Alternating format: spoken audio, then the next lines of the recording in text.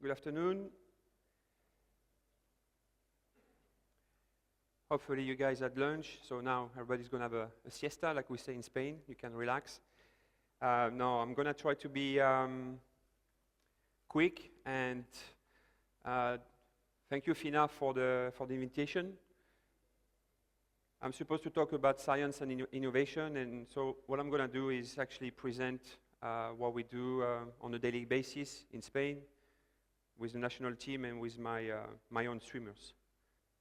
Anyways, science and innovation. So what I said before, I'm going to try to talk to you guys about what we do in training in Spain, and more specific with my swimmers. So I try to go over pretty much everything what we do in the water, outside the water, and what tool we use from a science point of view into training. Before I start, I'd like to use this moment to say thank you to a few people. Obviously, my family. When you go away more than half of the season, then you need to have someone who understands what you do. And I'm pretty lucky to have my wife as my main supporter. She's been swimming for many years, so.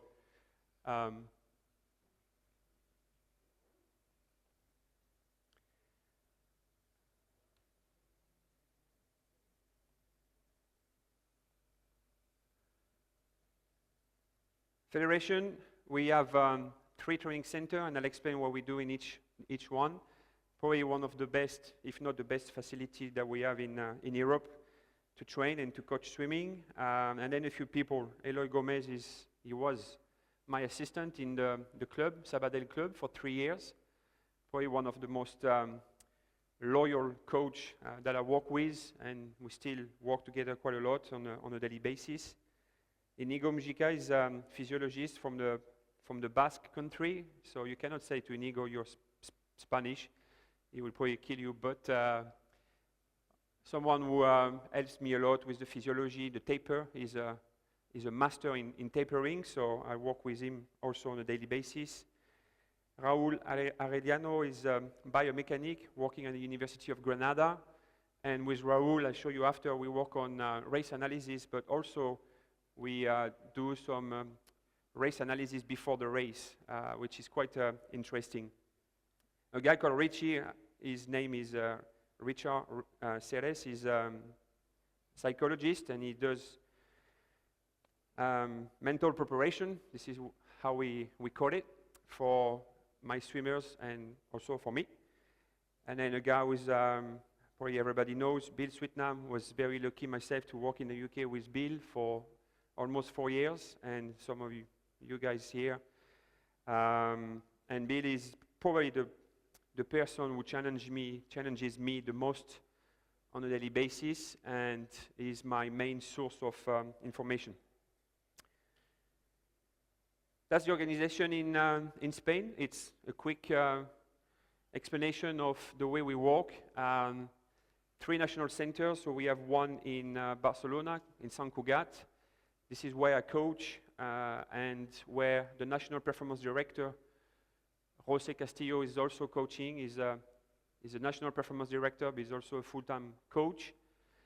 And the second training center that we have is in Madrid.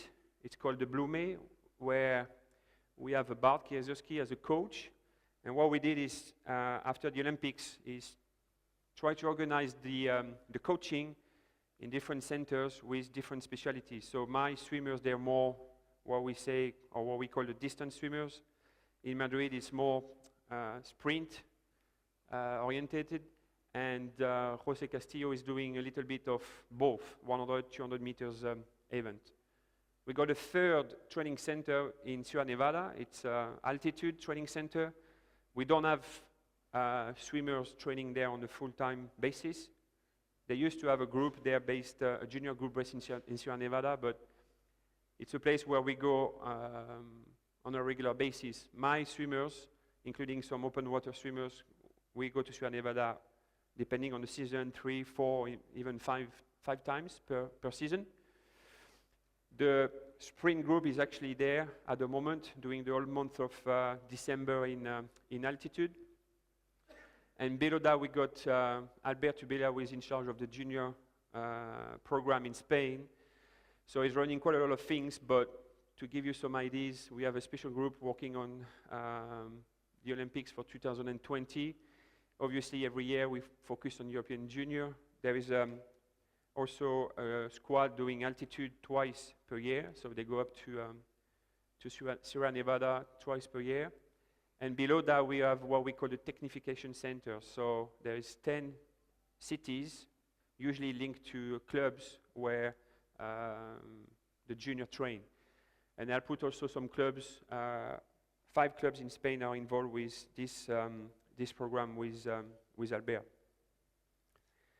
More specific to my group, my swimmers, that's a little bit the, I guess, the aspect of what I look for and what I want from the swimmers who are training with me.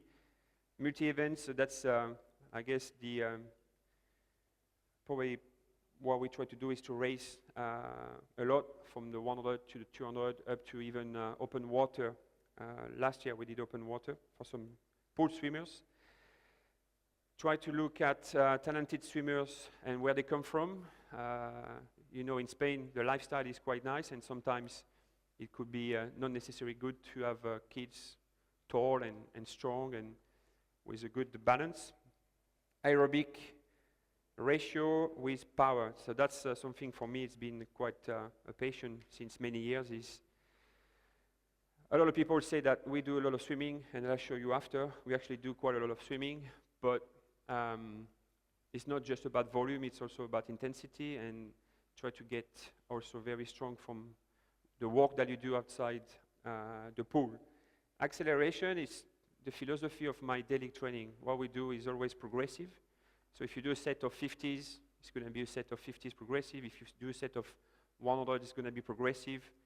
Within the session, 2-hour session, a 2.5-hour session is going to be progressive. We're going to build the session into harder or more intense work by the end.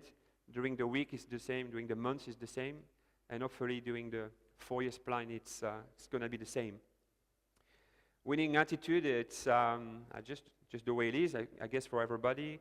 You want your swimmers to come on the poolside in the morning, 6 o'clock, and be ready to win the session, be the first one in the pool, in the gym, the same. Every time you want to beat your best time from the session the day before, and that's one of the things that I try to educate and cultivate. Be constant in what you do. You know, we've done for the Olympics preparation 50 weeks of training for London for the preparation, and I guess that's to me what explains the results before having a good swimmer or a talented swimmer is the accumulation, the dominoes, the accumulation of weeks after weeks. Going to explain a result before being lucky on the day. Involvement in what you do. The swimmers that I coach, I try to make them responsible. Responsible for the daily life, responsible for the organization of the week, when you have to study, when you have to train, when you have to sleep. And I want them to, I guess my swimmers could be good coaches in a sense. And then the vision is something that I actually just spoke with Andrea about this, is where we're going and how we do it. You know, I guess the world on a daily basis is everything is a quick fix. With this, you can do everything. Be in contact with someone, 10,000 kilometers away. And swimming now is lacking vision. 2 years down the road, 4 years down the road. What you guys in your own club or country or national team are doing for 2020 or 2024. And I think that's one of the things that I try to at least explain to the swimmers. Quick explanation about the reality of what we do, and this is probably a message for the FINA in general. When you go to the World Cup, great organization, great competition, it's really amazing, you have a good quality of racing, but there is nobody. Nobody's coming. Why? Because it's too expensive. It's too expensive to get Mireia Belmonte on the world stage. It's too expensive to get Ryan Lochte on the world stage. And that's the reality, or that's at least my reality for the past 4 years. 29 swimmers in 2011, 5 swimmers went to the World Champs, and that's the result. We had one final. Olympic season, 22 swimmers with me working on a daily basis. 8 went to the Olympics. That was pretty sweet. And then we had 2 medals. And 2013, the World Champs in Barcelona. Same, 19 swimmers, 5 going to the World, make the cut. And then we got 5 semifinals, 6 finals, 3 medals. 1 swimmer, 3 medals from 19 on the 1st of September. And then last year, this is where we started to do the organization as a national team. I was coaching only 6 swimmers, a really luxury situation. They all went to the European, all made the cut. And then we had 6 medals, again with 1 swimmer. So why would I explain this sort of thing? Just to make sure that people understand that if you want to get a Mireia Belmonte, for example, you need to have a lot more swimmers and you need to focus on what's happening in the clubs. Me as a coach, I try to convince my swimmers, the athletes, to show them what's possible. Sometimes I say, yes, I think it's easy to win the Olympics. If you're ready to put the work, if you're ready to accept that's going to be a 2 years or 4 years commitment, probably it's easier to win the Olympics now than it was 10 years ago. How we do it? Provocate. You need to provocate the competition, and you need to find competition where swimmers are going to win. You have to learn how to win. Design the plan, that's your own responsibility. You don't necessarily need to explain to the swimmers that they are into a 2 years or 4 years phase, but you need to know yourself as a coach what you do. Demonstrate progress. That's what we try to do, and we try to monitor, I guess, everything in the pool, in the gym, and showing to the swimmers that they are actually progressing. You don't need to have a perfect season doing your best time at the end, but if you make a progress from a series, you go into the semi-final, or if you go from the semi-finals to the finals, or from a final, you have a medal, that's a progress. If you know that in the gym, you're stronger, or you're fitter, or if you know that your VO2 max has been a bit higher, that's very, very important. Selection policy, I think in Spain we are way too soft. That's a personal opinion, but at least I'm here to remind what's the reality of world-class swimming, and this explained to me the success of France in the past, I guess, 12 years. Really difficult selection policy where back in 2000 and maybe 2000, they had to do times, swim a specific time in the morning, swim again a specific time in the semi-final to go to the final, and then when you're in the final, they select the top 2, but the top 2 need to have a specific time as well. So it was very, very difficult. The team at the end of the 90s and early 2000 was very, very small team, but very successful. And then slowly, the coaches had to do something about it. How can I put my swimmers into the national team first? And then when they get into the national team, how they go up and up and up. And that was the vision from the performance director at that time. This is a photo, one of my favorite photos at the Olympics. 2 swimmers training 2 years, day in, day out, together, and actually racing the semi-final of the 200 butterfly at the Olympics. So it was quite an emotional moment for me as a coach, for them obviously. But why this photo? Just because I think swimming is a collective sport. We don't coach football or we don't coach basketball, but in a sense it's very, very similar. You need to have a group of swimmers doing the same work, have the same attitude, the same implication, going to the same competition, sharing the same moments, to have sometimes 1 or 2 or 3 with a medal around the neck.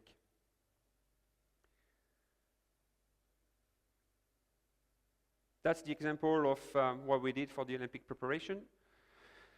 So if you look at the plan, we had 2 big phases. The first one was from the 1st of September to the Olympic trials, and we pretty much did non-stop 33 weeks of training to get the swimmers qualified for the Olympics. Then we had a little bit of break. You can see transition phase, 4 days off, going home. Everybody happy. I make the Olympic team. and then I need to be ready for the most important phase, the next 70 weeks coming up. We went to altitude 5, we did 5 camps. 2 of them were 4 weeks long. I'm going to explain why 4 weeks after. We did 12 competitions, 9 competitions in 50-meter pool. Okay, usually in Spain or in Europe we race September to December, short course, and then from after Christmas we start to race a long course. That's the total volume, 4,300 meters, whatever it means. It's around 85 kilometers per week average for 50 weeks. Something for me, and again I'll explain after, very important, the strength, the fitness. We went back to use the swim bench, you know, the typical bench that you put on the wall with the paddles, wood paddles, and like a skateboard thing going up and down. I don't know if I have photos, but I'll show you. And one of the key things for my group, and especially for my area, was the mental preparation. Again, I'll talk to you about this after. A little bit more details for the first microcycle.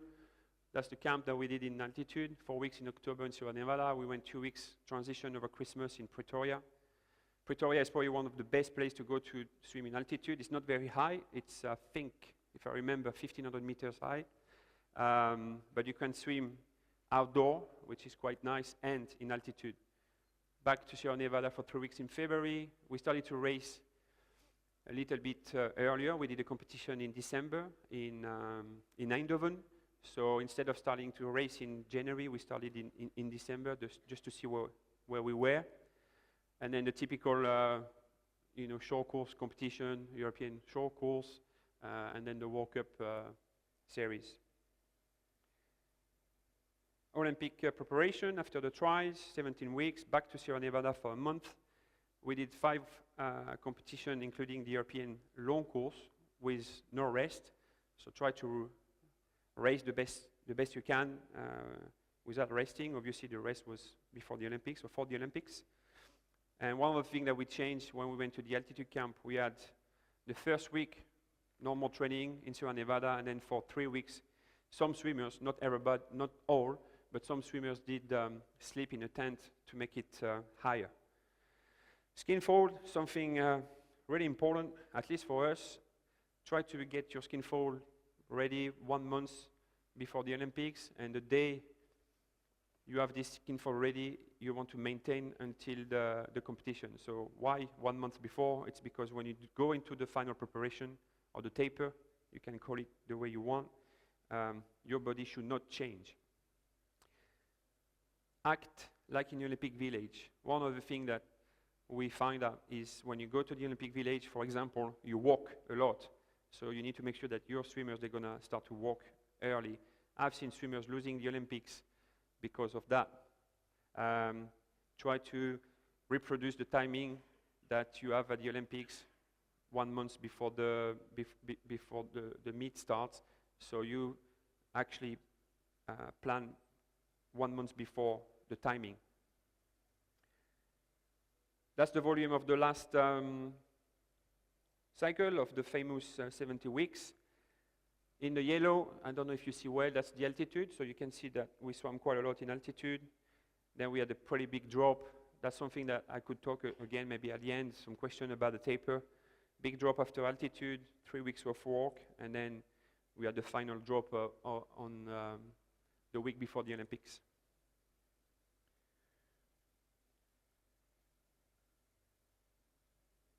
We do a lot of land work.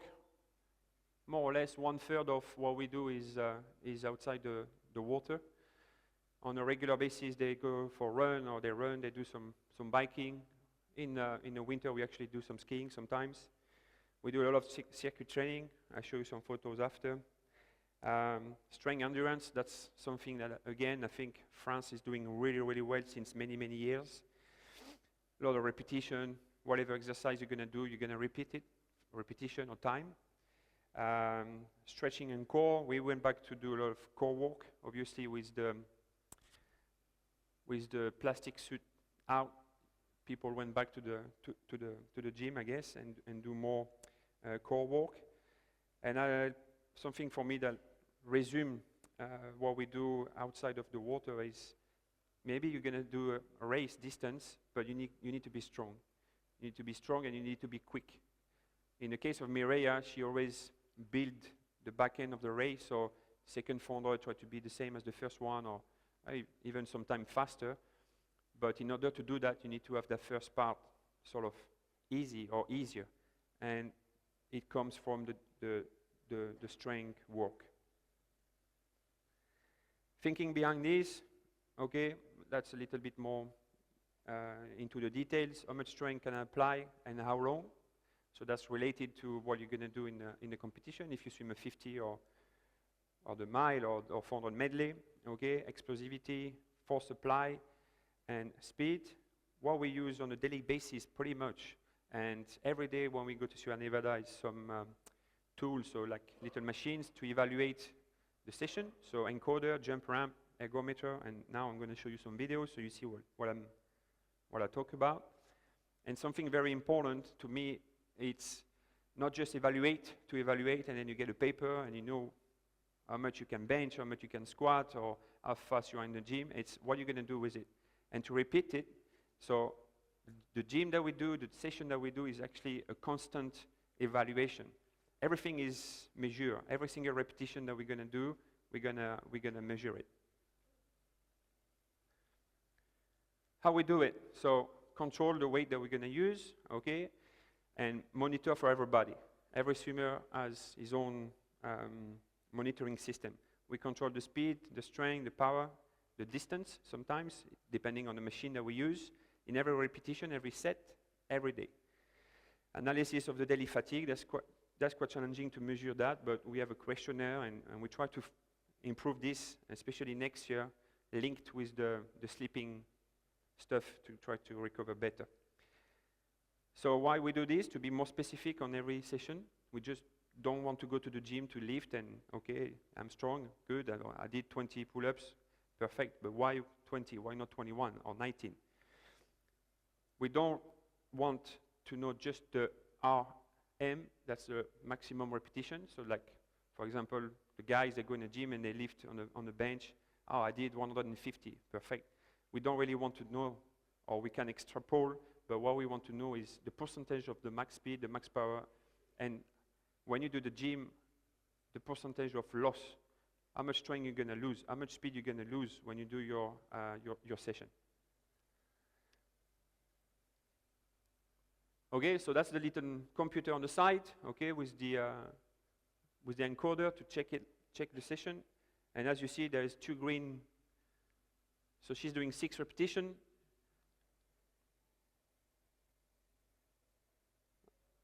Okay, 6 repetitions with 1 objective. I think on that day we were working on 85% of the max. And because of that feedback, constant feedback, we try to focus on that specificity. So because of this, you know exactly where you are, and you know if you're going to lose speed or not, and you know maybe if you're going to have to put some rest or less rest. Okay, so when we started to do this, the swimmers were doing, for example, 6 repetitions, and you will see that the 6 repetitions were going down. The first one was good, and then the second one was a little bit less powerful or less speed, and then going down and down and down. So at the end of the session, if you do, for example, 6 times 6 repetitions, you don't have 36 repetitions at your objective. You maybe have 10 or 8. So you think that your 6-6 on that specific goal is achieved, but it's not achieved. And because of this little machine, you can actually measure it, and you can show the swimmer where they got to be. And you make a radical change in terms of strength and I guess power. Okay, same computer in front of the swimmer, so she's actually walking and she sees herself doing the exercise. She knows if she's in the zone or not. Okay, that was I think 30 seconds jump.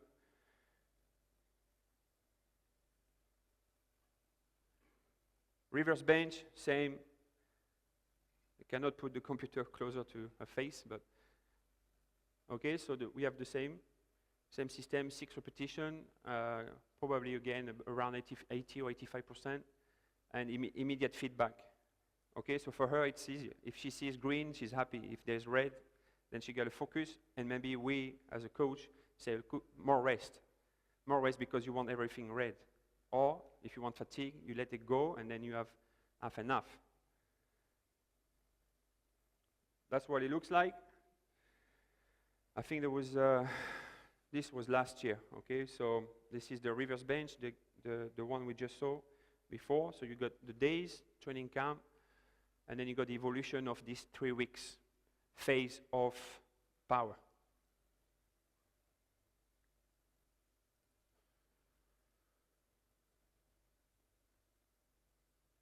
Something that we started in 2013, okay, talking about innovation or try to do things differently. We took a machine like a rowing machine and we put it upside down, put some paddles, some rope, and we're still working on it.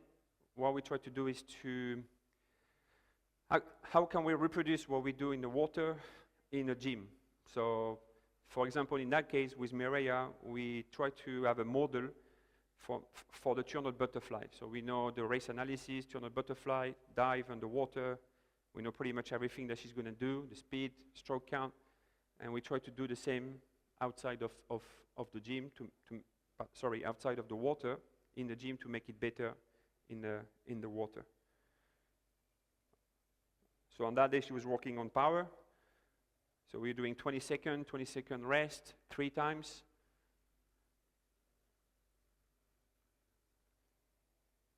And that's what you get. So don't ask me everything because I don't even know myself what does it mean, but this is what you get after the session. And I guess this in this presentation you will see better because I don't think you can see very well, but you get the stroke count, the speed, the power of every stroke. You can get also the recovery time, and when she applies the strength, how long she applies and how much strength does she apply. And when she comes back, that time, trying to reproduce the same as in the water, the recovery. Okay, things like this.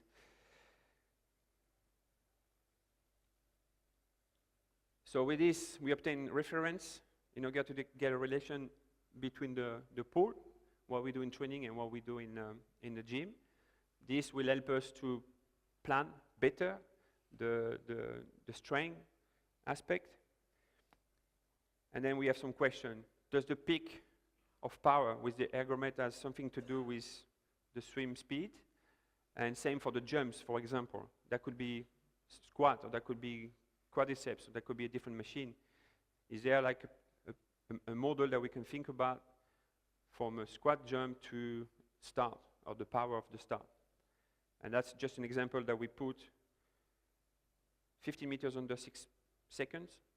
Is there a reference, or is there a correlation with a jump, a simple jump? That's actually last week in Sierra Nevada. Okay, the phase of the number of sessions that we did during the 3 weeks camp. We had the jumps. So this one here, salto, it's jumps. Press banca is the pectoral and the reverse bench, and we give to the swimmers a graph so they see the evolution. Okay, you can see the evolution here, for example. It's been pretty much known. That one as well, and there's quite a fairly big evolution in the leg work.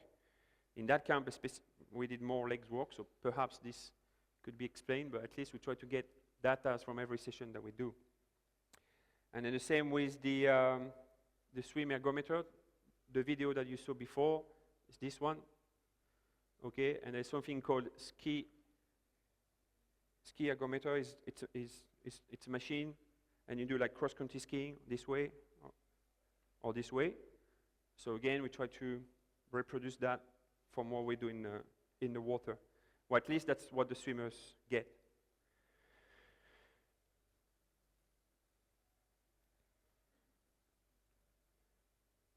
This is a little bit, I like this phrase because it's at least what I try to do as a coach, try to be focusing on the details, and we always listen. Oh, yeah, you got to think about your detail, technique, and why you do a one hand turn, and you should do 2, and this sort of thing. But I think this is the philosophy, or that's the attitude, that's my attitude, and the reason why I'm more and more excited, I guess, as a coach about the science and the tools that we can use. That's the reason. This swimmer, Mireia, she's an Olympic medalist, but in 2011, she missed the medal in a 400 medley. After 4 minutes and a half, she missed by 0.7. At the Olympics, she came second in the 200 butterfly. She was 1.1 off being Olympic champion. And then, the worst, in 2013, 200 butterfly again, she touches at the same time, exactly the same time as the swimmer who won, Chinese swimmer, at the 150, and she finishes second and loses by 0.1, which is quite a lot of frustration for her and for me and for everybody. So we look into the volume and the details. How can I be more focusing on the details when I do such a big amount of volume? And what responsibility the coach and the swimmer is gonna take. So we did a checklist in that case with Mireia, about close to 50 points, and we talk about it and how you're gonna respond it and what I'm gonna offer you every day to make it better. And I guess at the end, management of, that's what I put, athlete management, coaching management, season management. You need to know where you're going, what you do yourself as a coach, and what you do as a planner during the season. Then what you do, because you're a swim coach, you don't know a lot, you ask people that you trust and people that can give you some competence. So we got a physio working with that specific swimmer, Mireia, and we organize twice a week physio session. If there's nothing, just to check, everything okay, yes, then they're gonna do some stretching, or they're gonna do some speed walk, or whatever. Don't go to the physio when you have an injury. Go to the physio to prevent the injury. Again, Raoul, biomechanic, race analysis and plan, and I'll show you an example after. Inigo, good friend of mine, so I guess when you have a friend, it's easier to talk and ask questions. Richie, the preparation, the mental preparation. Ravi, this guy, Ravi and Blanca, they actually work in Sierra Nevada. And in Sierra Nevada, the office of these two people are just next to the pool. So it's really, really good to go there because you have access to the science and you have access to the computer and you have access to everything during the coaching, during the session. Bill Sudam, again, and at the end, something for me very important. You, the coach, are the leader. You have to lead these people. You have to explain what you want. You have to say, look, I don't know this. What about this? What do you think about this? You have a lot of questions and you need to express them. At the end of the day, you're going to have to run the business. Biomechanic. Simple things that we work on, okay? The start, position of your elbows, the legs, arm direction. So you want to improve your start, there's a biomechanic. You know it's good, you ask him to work on that aspect. For example, we know now for a fact that a 45 degrees body entry in the water seems to be optimum. I guess Jody, maybe you would say different, no? You would agree? Same for the turn, okay? The momentum. Invest in a static position. Now we know from a science point of view, when the swimmers does the reaction and enter the water, before you do some fly kick, for example, in freestyle or butterfly, you have to wait. Okay, so you have to explain to the swimmers, they want to go fast, swim fast, that before you go fast, you have to wait. And that's not easy, but you need to teach them. Okay, same for the turn. Do the turn underwater, push off, wait a little bit before you're gonna do some kicking. Okay, repetition, long-term changes. That's the example of Mireia. At the Olympics 2012, her reaction was 0.8 of a second, and doing 4 starts per day, the 4 at the end of the day, or 2 in the morning, 2 in the afternoon, or whatever, she went down to 0.6. So if you lose the title by 0.1 and you improve your start by 0.2, you need to be thinking about this. That's the way we do it, at least with the biomechanic. We get the data from the race analysis, okay? Then we try to focus on technique, what we're gonna do to make a change. In that case, I put turn, that could be start, that could be stroke. how we're going to improve it. So come up with some different drills, some technical work, what equipment, for example, you're going to use, swim with one paddle, one fin, whatever. Then you do this during the season, planning, the technical work. Again, do some testing during training, and then again, evaluation during the competition, if it works or not.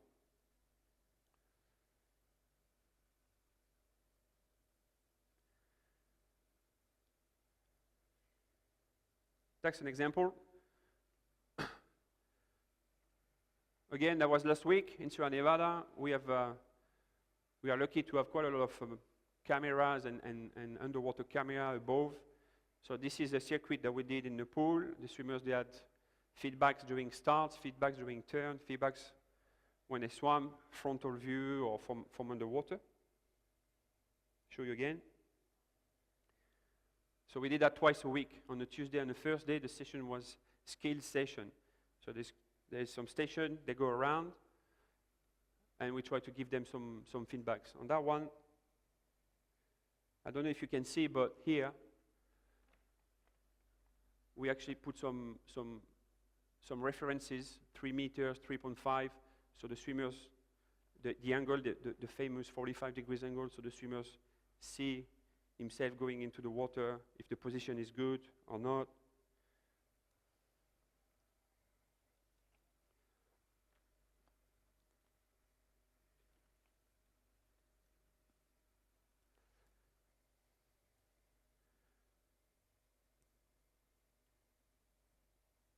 Underwater walk with a flume. There's a flume in Tenerife.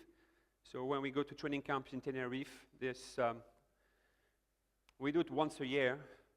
Not much, because it's quite a long way to go to Tenerife, and it's quite expensive to go there, but at least we use this tool to do some videos, and for my groups, the distance swimmers, we work a lot on body position. Back to Sierra Nevada, turns, underwater video, above water, working on turns. Remember what I said about push, wait, and then start the kick.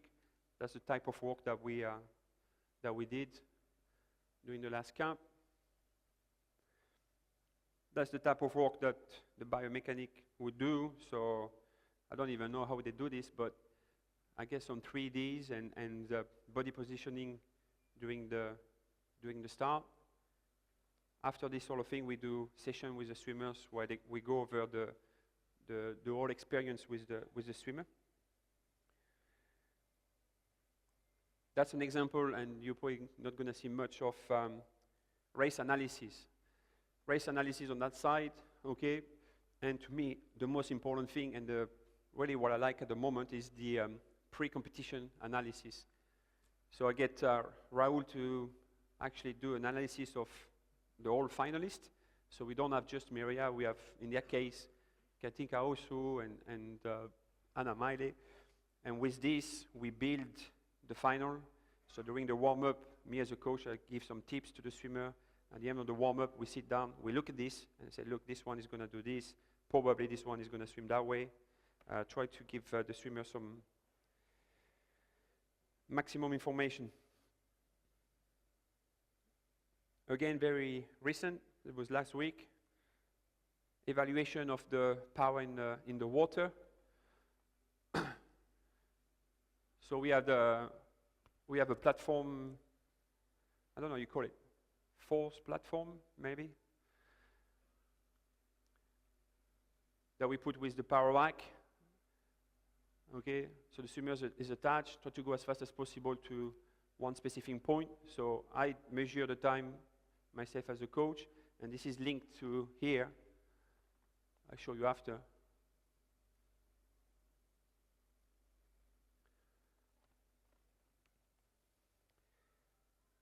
It's linked to the computer, and you can measure the force of that specific exercise. You can do it swimming or just kicking. We try with fins as well.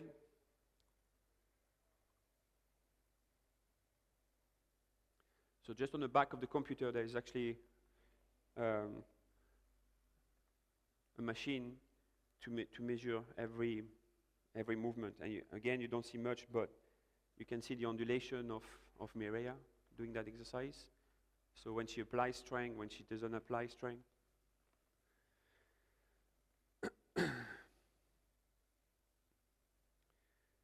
Physiology, okay, that's the thing that we do almost on a daily basis, I'd say, but try to look at the muscular mass, body weight. The swimmers, they have to weigh themselves on a daily basis.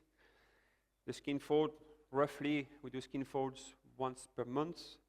I like to do skin folds before altitude, when we go to altitude, and after altitude. It's quite a fairly big loss in body weight and also in muscle mass when you go to altitude, so you got to control that. The gravity of urine, blood test once per month. Again, when we go to altitude, I do before and after. Some people do during. I like to do before and after.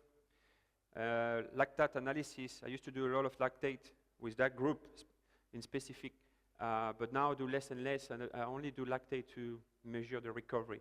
But again, that's something that we can talk during the whole day. And the free lap is it's a little cable that you put around your neck, and you can measure the heart rate during the whole session. You can swim with it. It's easier for the girls because they put under the suit. For the boys, it's a little annoying, but it's probably one of the, I guess, better way to have the pulse during the whole session. When we go to altitude, we look at more stuff, CK area, hemoglobin mass. Sometimes, we cannot do that all the time. Saturation in oxygen, and then also we have protocol with the sleep. The swimmers, they have to fill in questionnaire, and actually in January we're gonna monitor with, it's like a watch that you put, and you can monitor the quality of your sleep. If you wake up during the night, how deep is your sleep? Try to be focusing on the cycles of the sleeping patterns. Fatigue perceptions, and every day they do a little test when they wake up. Very simple, a few squats, check the pulse before, during, after, see how is the evolution during the camp.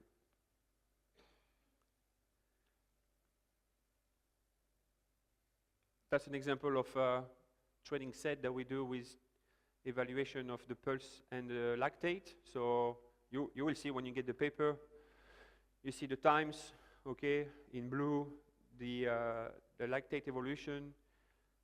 This set was 6100s, done 10 on 130, 10 on 145, and 10 on 2 minutes. The 10 on 2 minutes were doing best average possible, and then at the end, she swam an extra 30 100s with the same recovery as the first 10 on 130, but holding the level or the intensity level of the second block of the next 10. So you see she was going around 67 for 10, 64s for 10, 62 for 10, and then she did 30 going 65s with a little bit less recovery.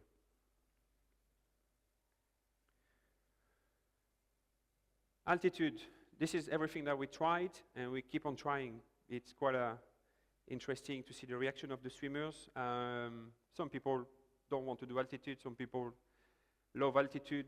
I don't really love altitude. Well, I know it's working with my swimmers, so this is why I'm going. But we tried all of this, to train high and sleep high, to train low and sleep high, train high and sleep low, the combo of the two. And we also look into the difference between being in altitude in Sierra Nevada or Fort Romeu or Flagstaff and being in a tent. What's the difference?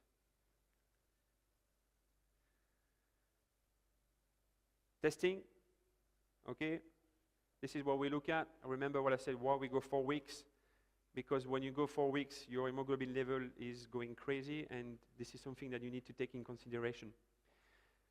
The 4th week of altitude will give you the same amount of improvement in hemoglobin of the previous 3 weeks. And that's the only reason why I go 4 weeks. Okay, so I guess if you go 3 weeks, you perhaps miss an opportunity to get better if you do an extra week number 4. You gotta have the swimmers, the right swimmers, to accept to be away from home for 1 month and in a training center. Sierra Nevada has nothing much to do, part of training, sleeping, but if it's working, we do it. Again, the free lap, we use that quite a lot in altitude, and all of this, okay, heart rate before and training, before and after training, the body composition, muscle mass, a lot of information that the doctors is doing for me, but that we control when we go to altitude. That's the Olympic preparation and the 2013 World preparation for Mireia. So on the camp 1 and the camp 3, we actually went back to Granada and do some more intense work. It's not sea level, 738 meters, but at least we drove down to attack a little bit more the training. We did some racing stimulation with a suit on and this sort of thing. The second camp, everything was in altitude. And then the last camp, before the Olympics and before the World, that swimmer, she actually slept 3 weeks in her own tent. So this is Sierra Nevada. Inside the room, we put the tent so she can sleep higher. Mental preparation. This is a little bit, not personal, but the sort of thing that I like to keep for me, but try at least to give you some info about what we do. Obviously, making a difference between what we do with the national team as a team, getting ready for competition or going to a training camp, and what we want to do, and the team building, this sort of thing, and what we do as an individuality.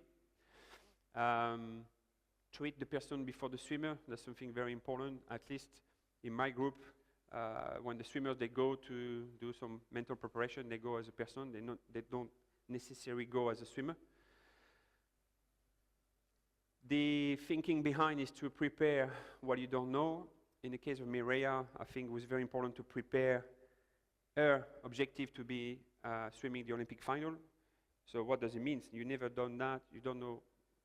You've been to the Olympic once, but your objective is to be in a final, and you got to be prepared. Now the situation is different with that swimmer because she's been there.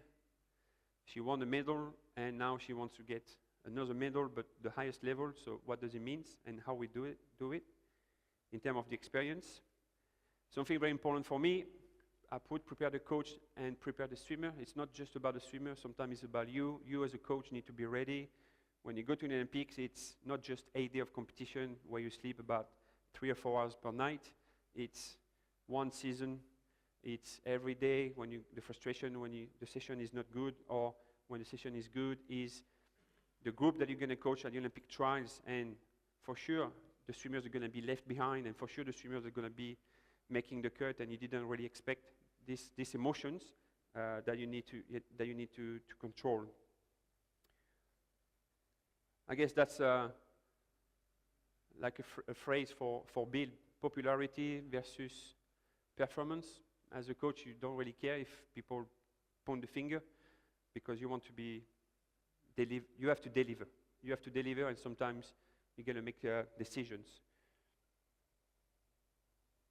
At the end of the day, this is what you get. That's me very proud of coaching Mireia. That's what she does. And this is what we do. Since she's working with me, 5 kilometers for time in competition, best time, 55 minutes 27. In Sierra Nevada, she went last year, 55 minutes 49 seconds, which was very impressive. One set that we did before the Olympics, and that we're probably going to do again next year, 4 times 400 best average.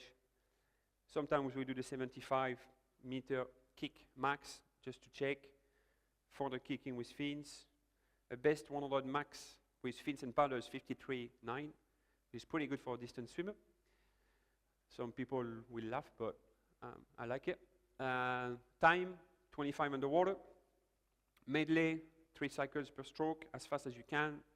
Time, and also see the distance. Usually with the taper, the distance is better. Some turns, 5 in, 5 out. All the sets that we do on a regular basis, sets of 15, 25, 35s. So speed work, very important, again, for distance swimming. 800 medley in a race. So she goes, enter a race, 800 free, put the suit on, and then she's going to do it medley. So people are going to be upset about you, but sometimes that's the sort of thing that we do. Same for the 400 butterfly. I think her best was, in 2013, 429. Efficiency test, some set of 50s with a lot of recovery. Try to go as fast as you can with minimum stroke count possible. Step test, one set that we do pretty much one time per cycle, so 3 times per year. 20-50s best average, pulling, kicking, swimming in the same session, not Monday pull and Wednesday kick or the whole thing in one go. And again, at the end, everybody does what he thinks is better, but you need to be able to evaluate. That's very important. For me, when I do my planning, I'm going to do, for example, a 6 weeks planning, I want to make sure that the session that I do on a Monday, I'm going to be able to evaluate to see what's on the next Monday, what's on the next Monday, what's on the next Monday. And this is the way I build my cycles, week, mesocycle, or even a season.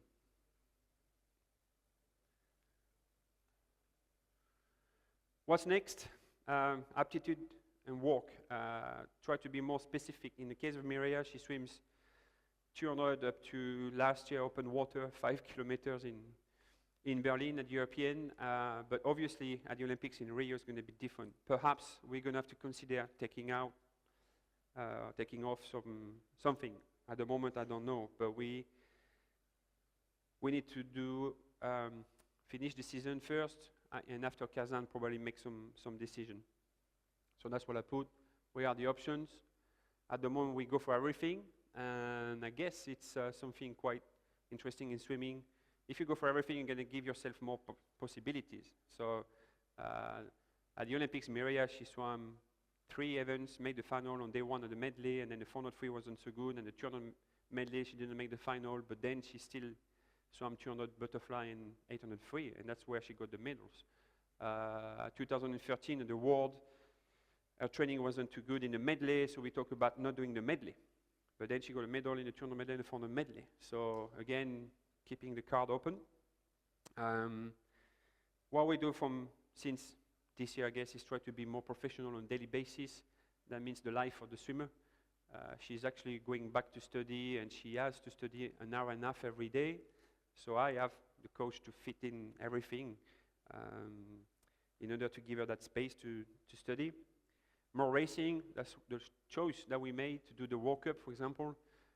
Why would you do the World Cup and race so much between September and October when you do distance swimmer? And this is where you got to do a lot of volume, why we try to do different. The volume, I mean, you've seen what we've done. You can still do 60, 65, up to 70 kilometers during the World Cup week. It's possible. Long warm-up, long recovery. We still practice the taper. Before the Olympics, Mireia, she had a 4-day taper. Last year, in 2013, she had a 6-day taper, and I guess probably this year she will need more, and then more at the Olympics, but you still need to practice. So World Cup is very interesting to race without rest. This time, here in Doha, we come directly from altitude to the competition. So if she swims good, perhaps I'm going to go from altitude to Rio directly. I don't know, but at least I'm looking for answer. What does it mean to think about being Olympic champion or being on the podium at the Olympics? And again, one reference to Bill, 90% right is 100% wrong. I think that's the attitude that myself, the coach, I try to have to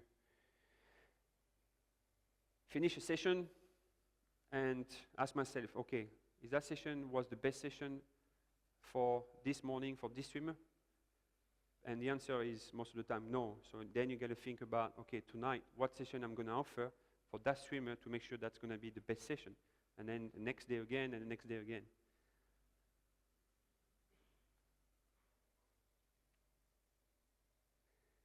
And before I finish, I want to say,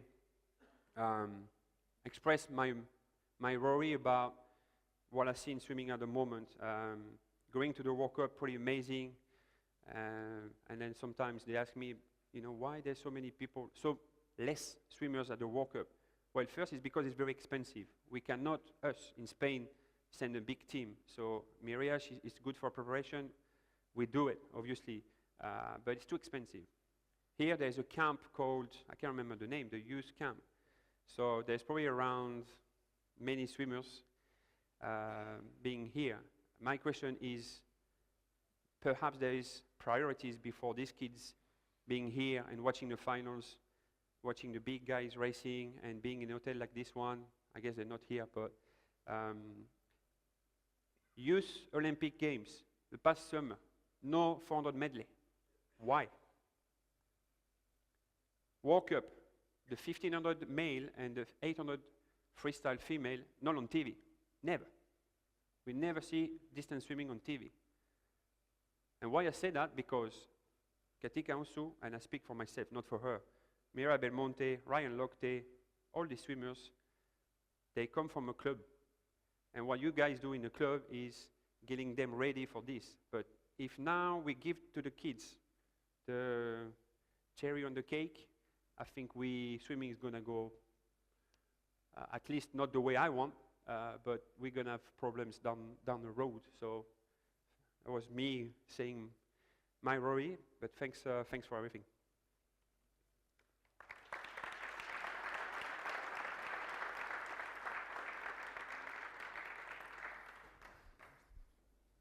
Questions? Yeah. Yeah. Is that okay to do one per person and then we go back to you? Okay. Yeah. Thank you.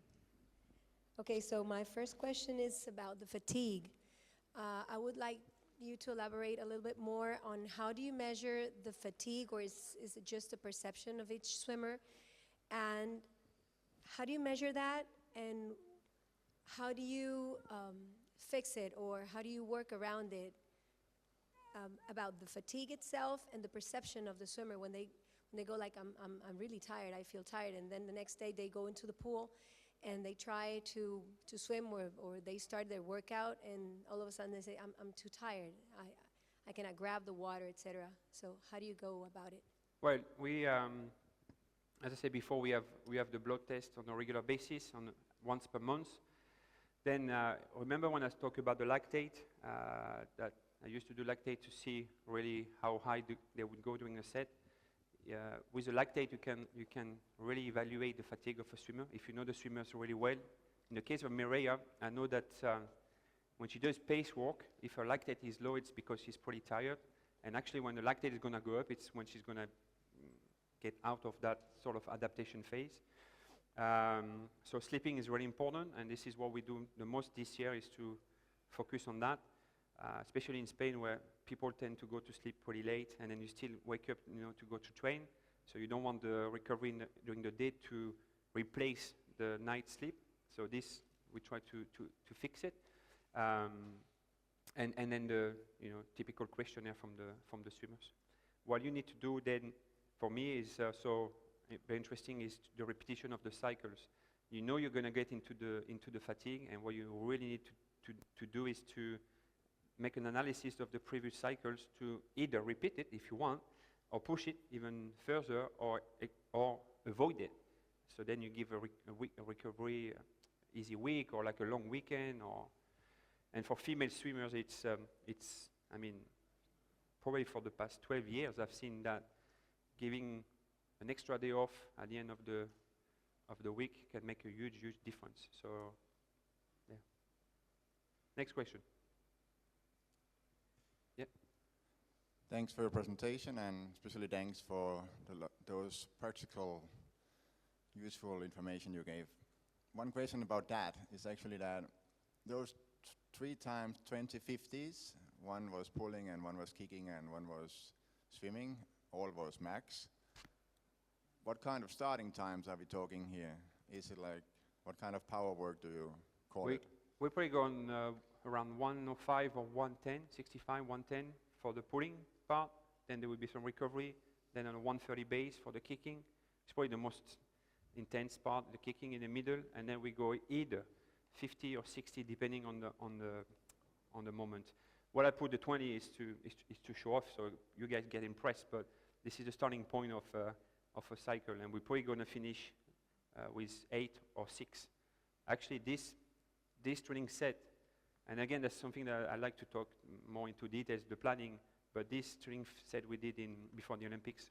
So we started with 24 of each, then we went down 20, 16, 12, 8, And I think 8 was for Mireia 5 or 6 days before the Olympics. And did you keep the break the same? Well, I changed a little bit. If she goes too fast, I would get less rest, or including more rest to go even faster. That's something that I learned a lot when I was in the UK. You know, with Jodie, she's here, and Tim Carrison. If you want to go fast, you got to give rest. And for swimming, it's the same for distance swimmers.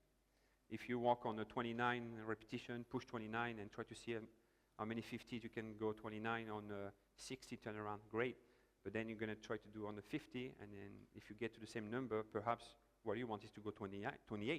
So then you got to start again and go back on the 110 or 115, and then slowly. Thanks.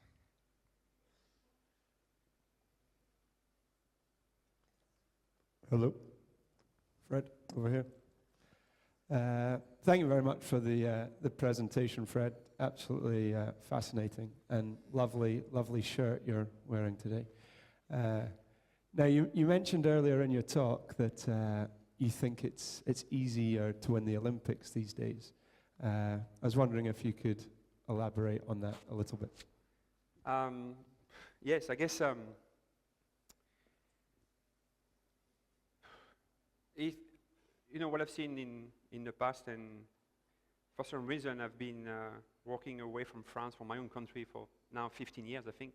But everywhere I went, I've seen a lot of potential and a lot of talent. Something that I cannot explain is how weak the swimmers are. And this is not a lack of respect to the swimmers, but when you look different sport, rowing, cross-country skiing, and I don't know, I've seen a lot more involvement from the athletes than what I've seen in swimming. And that's a little bit a reference to what I said before about me as a coach wondering why there's no 400 medley at the Youth Olympics. And is that the way that we want swimming to evolve? And me, I don't want this. But if you have less swimmers focusing on that, then the one who's going to do it can probably deliver. Obviously, Kati Ledecky going 8, I can't remember, 10 or 11 in 803. Me as a coach, I'm like, oh, Mireia best time is 8:18, so there is an 8-second difference. Perhaps I should not do this. But if you get second, then you still have a medal at the Olympics. And to be honest, I see less and less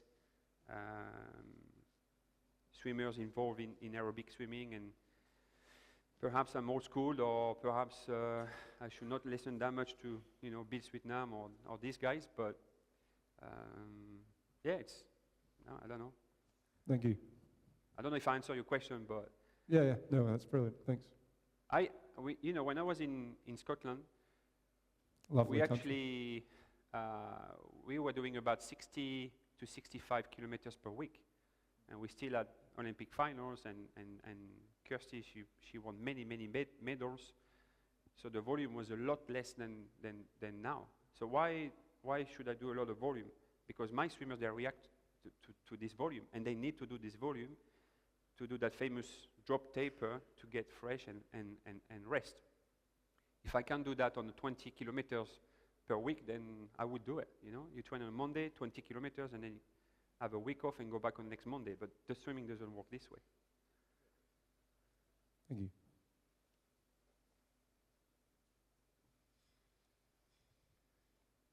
Everybody's sleeping now, eh? Coffee time. Okay. One more question. Yes.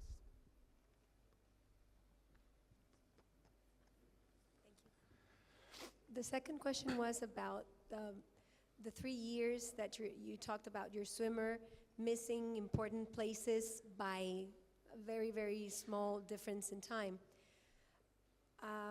I would like to know about, or a little more detail on how did you manage that? You said that you made a list with her on things that needed to be improved, but that's a very interesting phenomena for me, and I know some of us have been there with our swimmers, missing performances by a very, very small amount of time. how could you fix that? Well, I think, when you go to competition, there's only 3 with a medal. So pretty much what we do is we go to, not to fail, but almost, it's not like a negative attitude to say that, but it's more complicated to be successful than the other side. So most of the time we are not successful.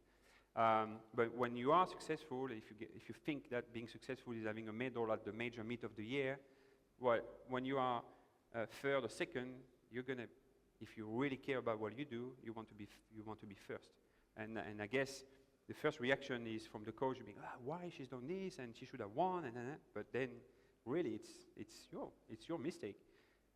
You missed the world title by 0.1 because you glide 0.1 too much, and then the Chinese beats you, not because he's a Chinese, a little bit, that's a joke, but because when you look at your plan, you know how much work you've done on that specific finish.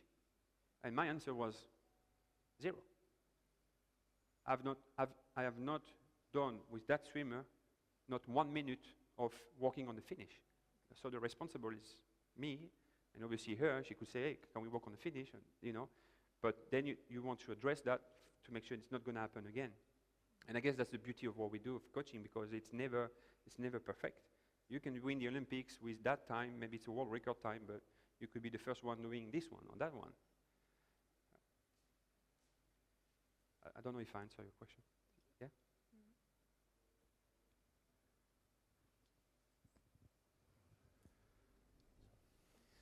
Okay, thank you very much. Very interesting presentation.